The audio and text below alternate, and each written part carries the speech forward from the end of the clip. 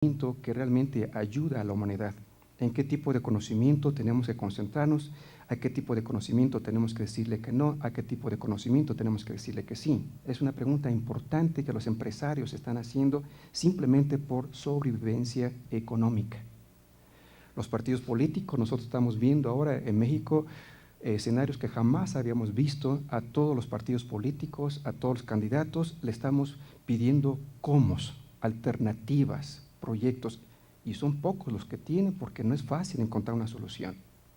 Todos los principios, las herramientas que teníamos hace unos 20 años, parece que esas herramientas ya no son suficientes. Necesitamos generar nuevas herramientas políticas, nuevas herramientas de participación social. Todo parece que es nuevo. Tenemos que replantear todo lo que hemos aprendido y tenemos que seleccionar este conocimiento y hacia dónde queremos dirigirnos en este sentido práctico. Aquí empezaba a decir que es ocioso, parecería ocioso hablar del conocimiento en una institución de educación superior, sin embargo, no lo creo. Yo creo que cualquier profesor debe tener una idea muy clara de lo que es la teoría del conocimiento. Cualquier profesor, a cualquier nivel, tendría que saber qué hay acerca del conocimiento, en cualquier área, en las ciencias naturales, en las ciencias políticas, sociales, en las matemáticas, en las artes. Todos nosotros debemos conocer un poco acerca de la teoría del conocimiento. Cómo se origina el conocimiento, cómo se valida el conocimiento, cómo se distribuye, cómo se accesa ese conocimiento. Se ve elemental, pero no es así. El hecho de hacer las cosas, el hecho de estar todos los días frente al salón de clases, se dan un conjunto de procesos, pero la mayoría de los procesos son implícitos. No nos damos cuenta. Nosotros llegamos y de alguna manera hacemos como una especie de fábrica de lo que sabemos y exponemos como una fábrica. Y cotidianamente vamos repitiendo un día tras otro la misma forma de enseñar, la misma forma de transmitir, evaluar, retroalimentar. Lo hacemos como máquina, pero somos inconscientes. Nos faltan más estudios, pero más del 85% de lo que el hombre sabe es inconsciente. Quizás una de las aportaciones más valiosas de esta teoría de la administración del conocimiento es la del conocimiento tácito. Para mí, y platicando en muchos foros similares a esto, se ha llegado a esa conclusión: reconocer el conocimiento tácito, es decir, el conocimiento que está en la cabeza de cada persona, y darle valor a ese conocimiento que está en la cabeza de cada persona. Nosotros pensamos que tenemos que estudiar mucho para ser investigadores, que tenemos que tener muchos recursos para ser investigadores. Acabamos de escuchar hace un momento que quizás una de las grandes habilidades del profesor es hacer investigación y reflexión sobre la enseñanza. Y pensamos que sobre eso tenemos que leer mucho, cuando no. Si hablamos de conocimiento tácito, ese conocimiento está en la cabeza del profesor. Lo que tenemos que hacer es el ejercicio para que ese conocimiento pueda salir de la cabeza del profesor. Ese conocimiento tácito, sin codificar, tenemos que codificarlo, tenemos que estructurarlo, tenemos que darle una taxonomía para poderlo difundir. Primero nosotros mismos, darnos cuenta, pasar de esa inconsciencia a la conciencia. Voy a pedir, por favor, que pasen la primera diapositiva. Una pregunta importante es, decía, todos los maestros, obligatoriamente como materia, debería hacerse un conjunto de preguntas básicas acerca del conocimiento. Es, en cualquier área de nuestra especialidad, ¿cómo se genera ese conocimiento? ¿Cuál es el rol del estudiante, del profesor en la sociedad de la información y conocimiento? Los roles no están claros. No están claros. Y si están claros para alguien, los tenemos que compartir. Los roles que tenía el profesor y los roles que tenía el estudiante hace 25 años son los mismos que tenemos ahora. Si tuviéramos un modelo de administración de conocimiento en el salón de clases, ¿sería válido? De hecho, lo tenemos. De alguna manera tenemos un modelo y lo que tenemos que hacer es explícito ese modelo. Si hay un modelo de generación de conocimiento, de mediación de conocimiento y transmisión de conocimiento, ¿yo en qué parte del modelo estoy? ¿Cuál es mi valor agregado? Si hay personas que están generando el conocimiento por X circunstancia, entonces yo estoy en ese proceso de difundir el conocimiento y lo acepto así, y no está mal. Alguien tiene que difundir ese conocimiento, tiene que simplificarlo, tiene que hacerlo accesible, tiene que explicarlo. Y eso es todo un arte. No necesariamente porque yo no genere conocimiento quiere decir que no estoy en la sociedad de conocimiento. Tengo un rol importante de la transmisión de ese conocimiento. Si estoy en la generación de conocimiento, tengo una responsabilidad de cómo se genera ese conocimiento, y es otro rol. Si además lo genero y además lo transmito, mi valor agregado también es mayor. Y además, quizá yo ni siquiera lo genero, pero lo hago accesible. Utilizo todas las tecnologías de información para que ese conocimiento o cualquier tecnología, ese conocimiento llegue a donde tengo que llegar, pero tengo que definir cuál es mi rol. Por favor, siguiente. ¿De qué manera, son preguntas que tenemos que responder, de qué manera un modelo de administración del conocimiento ayuda al aprendizaje? Sabemos que conocimiento y aprendizaje van de la mano. Uno es el proceso, otro es el resultado. El aprendizaje significa adaptabilidad, significa cambio, y el conocimiento es la estructuración de esa experiencia que nos llevó a esa adaptabilidad, a ese cambio. Deben ir de la mano los dos, un modelo de aprendizaje y un modelo de conocimiento. Lo que estamos diciendo es que siempre lo hemos hecho así, simplemente tenemos que darle una dimensión diferente, una importancia diferente a este concepto. Tenemos que hacerlo explícito, este conocimiento. Las tecnologías de información son pervasivas, lo han escuchado muchas veces.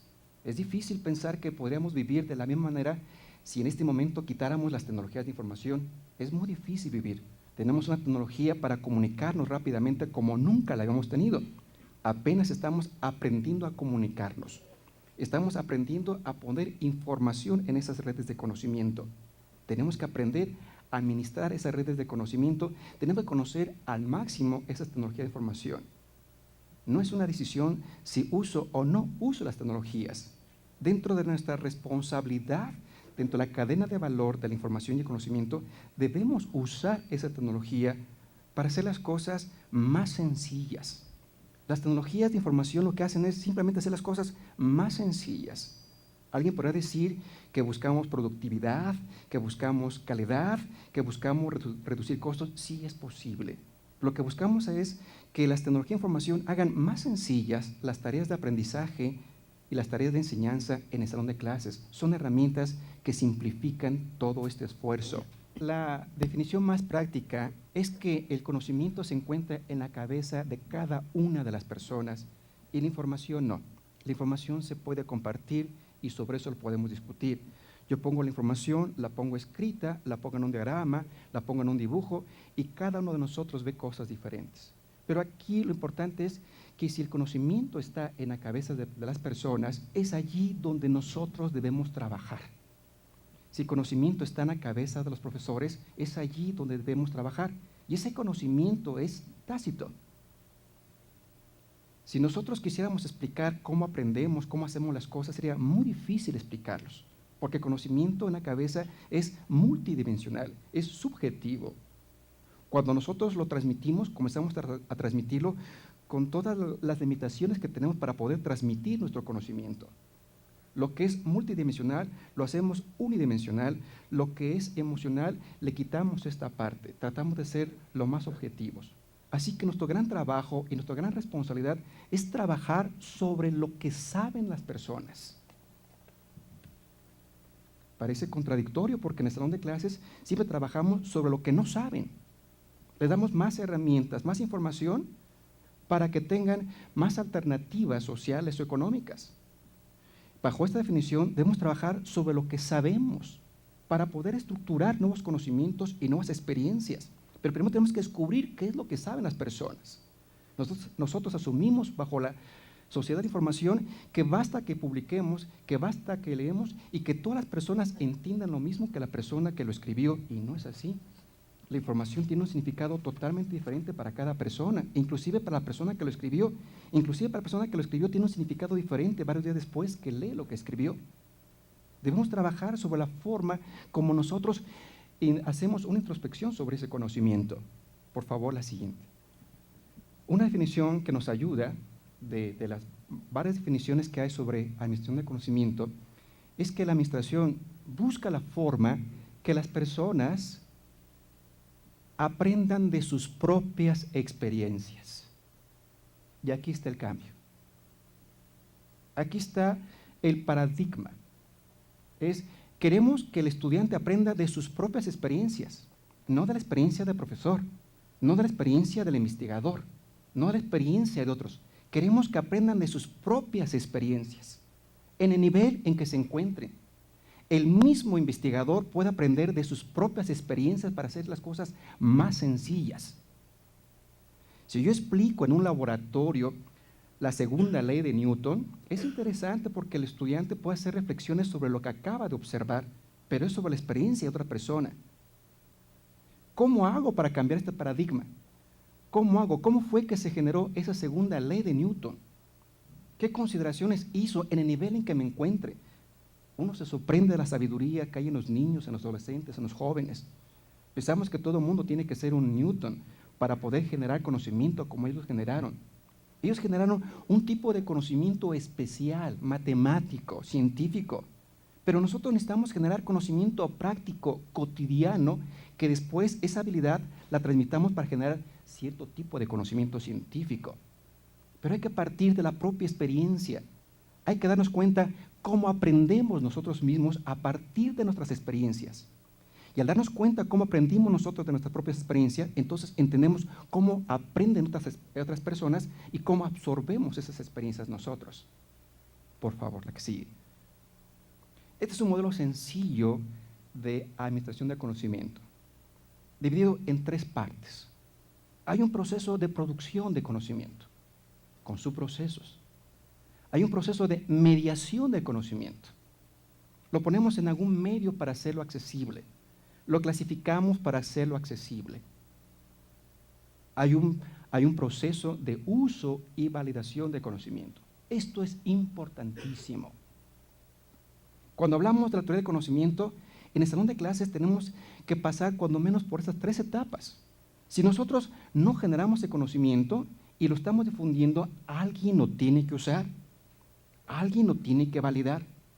Si me quedo únicamente en la parte del explícito a explícito, es decir, el profesor a través de un artículo le transmite esto al alumno, pero ninguno de los dos valida el conocimiento, simplemente estamos en una parte. La administración del conocimiento, como el aprendizaje, es cíclico. Hay que cerrar un ciclo. Si simplemente tomamos una parte del proceso, no aprendemos, no generamos, no validamos. Dentro de nuestras limitaciones, hay que generar conocimiento, hay que estructurarlo, hacerlo medio, hay que aplicarlo, hay que difundirlo, hay que validarlo. Cuando nosotros hablamos de los objetivos tradicionales del aprendizaje, conocerá, analizará, sintetizará, quizás debemos ir un poco más allá. ¿Cuál es el fin último del conocimiento? ¿Para qué es este conocimiento? Es un esfuerzo que es difícil de hacer.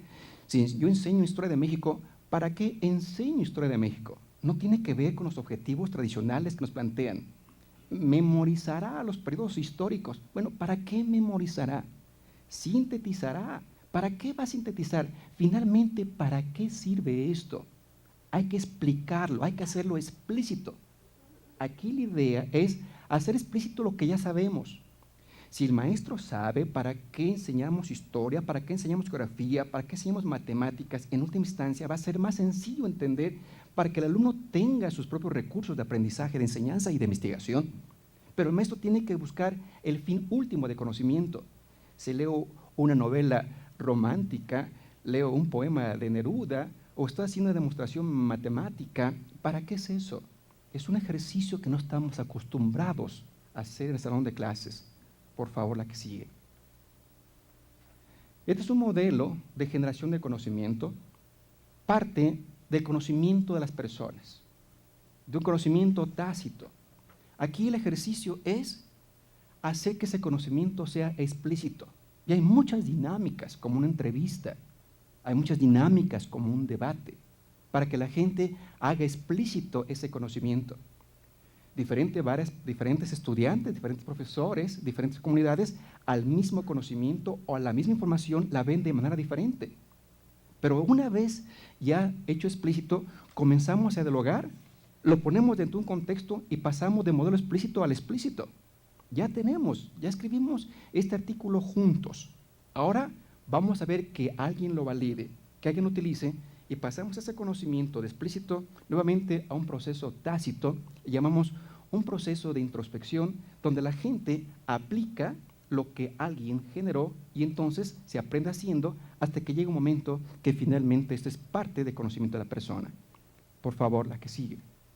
Este es el modelo de aprendizaje de David Kolb. Muy parecido al proceso de administración del conocimiento de Nonaka y Takeuchi. Parte de una experiencia, parte de la experiencia de las personas. El proceso natural después de la experiencia es la reflexión. La reflexión se da a través del preguntar, del cuestionar, de no dar nada por hecho, ningún paradigma por hecho. Danos la libertad, la divergencia para cuestionarlo todo. Después viene un proceso de convergencia, un proceso de generación de conceptos, de llegar a nuestra propia teoría, a nuestros propios conceptos, a nuestra propia taxonomía, a nuestros propios paradigmas. Si nosotros llegamos a un modelo personal de nuestra propia experiencia, tenemos otro paso. Podemos decidir en este momento si nuestra teoría, nuestra hipótesis, nuestro concepto va de acuerdo con nuestra realidad. Y nos preparamos. Aquí hay un proceso muy difícil de decisión. ¿Debo continuar con la experiencia? ¿Debo mejorar la experiencia? ¿Debo eliminar la experiencia? Pero es un proceso que nosotros normalmente hacemos. Aquí lo que proponemos es que todo esto se haga explícito, que tengamos un modelo sencillo o complicado para aprender, para enseñar y administrar el conocimiento. No da por sentado nada, no da por sentado que el estudiante aprende por sí mismo, no da por sentado que los libros es el mejor medio de aprender, no da por sentado que es la experimentación y reflexión la mejor manera de aprender. Cada quien tendrá un conjunto de habilidades, pero sí debe empezar por un modelo de conocimiento o por un modelo de aprendizaje para realmente crear un nuevo paradigma, tanto en el que enseña como en el que aprende. Bien, pues vamos a pasar ahora a la siguiente ponencia. Antes daré los datos curriculares del maestro Luis Mauricio Rodríguez Salazar, quien obtuvo la maestría en Ciencias Químicas con especialidad en Gestión de Tecnología en la UNAM. Laboró de 1984 a 1989 en el Consejo Nacional de Ciencia y Tecnología, en donde obtuvo el premio de Administración Pública en 1987. En 1989 inicia su labor docente en la Unidad Profesional Interdisciplinaria de Biotecnología del Instituto Politécnico Nacional como profesor de las asignaturas de Tecnología y Sociedad, Gestión Tecnológica, profesor en la maestría en Metodología de la Ciencia del Proyecto de Estudios Sociales, Tecnológicos y Científicos del propio instituto. De 1997 a 2000 fue profesor de Metodología de la Ciencia en la maestría en Medio Ambiente en el Centro Interdisciplinario de Investigaciones y Estudios en Medio Ambiente y Desarrollo. A partir de enero de 2001 es profesor de la maestría en Política y Gestión del Cambio Tecnológico en el Centro de Investigaciones Económicas y Administrativas y Sociales del Instituto Politécnico Nacional. Profesor invitado en el Centro de Estudios Superiores del Estado de Sonora y del Instituto Campechano para la definición de líneas de investigación en turismo. Profesor invitado en la Universidad Autónoma del Carmen y en el Instituto Campechano en el Programa de Formación Temprana de Investigadores. De 1994 a 2000 participó como ponente en diversos congresos, tanto nacionales como internacionales, en temas relacionados con la búsqueda y recuperación de información científica y tecnológica. Del año 2000 a la fecha, sus participaciones en congresos son diversos en temas relacionados con la teoría del conocimiento.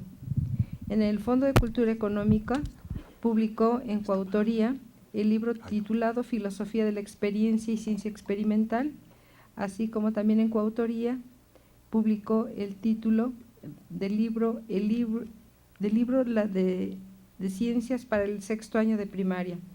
Y en el Instituto Politécnico Nacional también en coautoría con la licenciada en Turismo Brasilia Cerdeña. Como producto de su tesis de licenciatura publicó el libro titulado Campeche, Arte, Fe y Folclor Religioso, una alternativa de turismo en la ciudad. Finalmente, diremos que de 2001 a la fecha realiza sus estudios de doctorado en el Departamento de Matemática Educativa del CIMBESTAB con el tema de tesis, el significado epistemológico de los instrumentos científicos. Su tema de investigación es definición en las bases cognitivas de la innovación tecnológica. Es becario de exclusividad y de estímulo al desempeño de los investigadores del Instituto Politécnico Nacional. Tiene la palabra, maestro. Muchas gracias y buenos días a todos. Bueno, aunque soy de extracción universitaria, soy politécnico por adopción y, bueno, consideramos también en los estudios del CIMBESTAB, bueno, politécnico del Centro de Investigación y Estudios Avanzados. Eso me lleva a decir que es muy grato estar en casa, estar con ustedes y, bueno, tratar de hacer una propuesta que ayude de alguna manera a todo este foro tan importante que es sobre los retos y las oportunidades de la investigación educativa en el Instituto Politécnico Nacional. Bueno, brevemente la propuesta, pensaba que iba a aparecer de este lado en la pantalla, pero bueno, entonces a ver cómo. Sí, la propuesta de la sociedad del conocimiento versus el conocimiento individual socializado es utilizando la acepción de versus, sí, ya está, ahora sí la pantalla. Sí, es utilizando la acepción de versus no como se entiende comúnmente como contra, ¿no? Digo, la sociedad del conocimiento es fundamentalmente este conocimiento socialmente aceptado y validado, y entonces tiene que ver con toda el papel en la difusión. Pero desde una reflexión epistemológica veríamos, o me voy a centrar más bien en lo que es una propuesta de generación de nuevo conocimiento, en donde entonces sí veríamos que es un conocimiento individual socializado. Entonces, esta acepción de versus es más bien en su disyuntiva entre uno y otro, no en su acepción comúnmente aceptada como contrario. Bueno, la que sigue, por favor. Bueno, en esta la mesa de trabajo, sí, la anterior, por favor. Sí, en esta mesa de trabajo que es sobre el papel de la investigación educativa en la sociedad del conocimiento, me atrevería al final solamente a hacer algunas reflexiones sobre el papel de la investigación educativa. No es mi campo de conocimiento y yo sí creo que aunque uno es profesor, investigador, aunque uno está frente a grupo, a lo más que puede llegar es a unas ciertas reflexiones sobre el papel de la investigación educativa, porque la investigación educativa es un campo de conocimiento en particular y hay especialistas en el campo en particular. Que entonces a lo que yo aspiraría es meterme en mi propuesta sobre lo que sería este conocimiento individual socializado, y de ahí los especialistas en investigación educativa vean si esta propuesta tiene o no tiene elementos como para poder ver cuál sería su papel.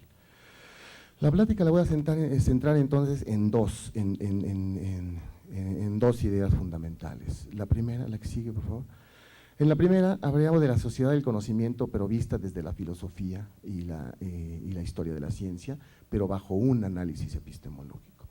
En este análisis epistemológico me estoy basando en la propuesta de la teoría psicogenética de Jean Piaget, de la construcción de las estructuras cognitivas del sujeto, y sobre eso es sobre lo que versaría. Y la segunda parte de la plática, la siguiente, por favor, sí vería la sociedad del conocimiento, pero desde la gestión tecnológica y en particular en esto que se refiere a los sistemas de información. Estos sistemas de información particularmente en estas bases de datos como son el Science Citation Index y un índice que recientemente se ha creado que es sobre el índice de cita de patentes, que me parece muy importante. De ahí entonces este conocimiento individual a partir de las patentes y a partir de los trabajos producto de investigación reportados en los artículos científicos. En la primera parte de la plática tiene que ver con mi trabajo de tesis doctoral y esta segunda parte tiene que ver con una línea de investigación que voy a iniciar en el CIECAS, que es donde estoy laborando actualmente, sobre lo que pienso reflexionar como las bases cognitivas de la innovación tecnológica, que tiene que ver en relación directa con estos sistemas de información. Bien, para iniciar con esta propuesta de la sociedad del conocimiento desde la filosofía y la historia de la ciencia. Voy a tratar de hacerlo lo más breve posible porque entrar a la historia y la filosofía de la ciencia es todo un campo. La que sigue, por favor.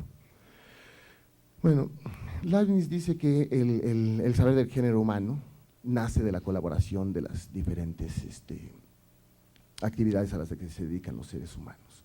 Entonces, para él, el conocimiento es, el sujeto cognoscente es este trabajo en común de toda la humanidad. Obviamente este es un planteamiento filosófico en donde no habla precisamente de la sociedad del conocimiento como este conjunto de saberes, sino algo que va más allá del conjunto de saberes.